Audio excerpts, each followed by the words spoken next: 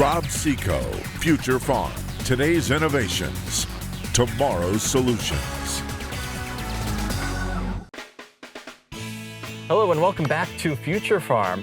Here we are standing on one of the fields of Future Farm that just got harvested. You know, we were really excited, Todd, about 270 bushels an acre, which is always fun to see as you're, taking that grain to the bin or to the elevator. But, as these yields have increased, especially as we look at no-till environments, we've created a problem for ourselves, and that's residue. I mean, we have a lot of residue here. So, Todd, can you tell us a little bit about the problems that residue causes? Yeah, when you think about residue on in a theoretical basis, for every bushel you take off, it's 44 pounds of residue. 270 bushel, that's 12,000 pounds. So there's a great deal of heft out here in stover from the most previous crop. And so that stover doesn't want to break down. And as you look at these, look at the green left in this tissue. This crop came off at 21% moisture. And we're focused on a healthier plant. You're a plant breeder, and one of the main characteristics is standability, stock quality, right? So we're focused on that. We're using plant growth regulators. We're creating a healthier plant. We're using fungicides. So we're creating a tougher and tougher plant. And so when you have all that residue out here, think about your seed bed preparation for next year. Well, this material needs to break down, and when you have so much strength and so many complex carbon structures, you have less seed to soil contact, you have trouble with your planter, and you have wear and tear on your machine and your tillage. Yeah, you've got to have just that much more down pressure in order to get the right seeding depth. And without that, you're going to end up with a seed that may not be as uniform of an emergent seed as those around it. You're going to have a shallower planting depth, which creates issues later on in the season.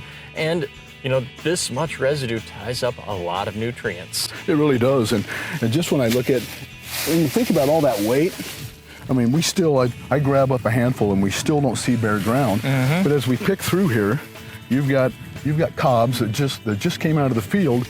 Then we have cobs that are 2 years old. They still haven't broken down.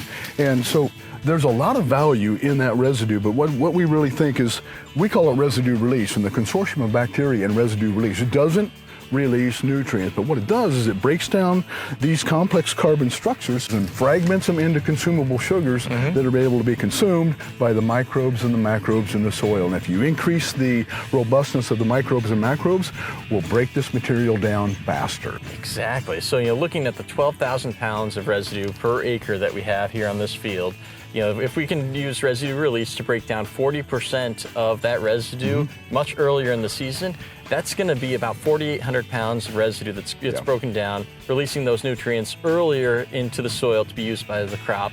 And it's going to be easier to plant into. Oh yeah, but if you increase the decomposition of this material, it feeds the life of the soil. Then your mineralization from organic matter into inorganic nutrients that the crop now can use. Instead of gaining that in late July and in the middle of August, what if we can get that mineralization to take place up here in June and July? But there's also the potential to reduce a tillage pass. If you think about what that does to your soil and the cost to your operation, reducing a tillage pass can be a great thing.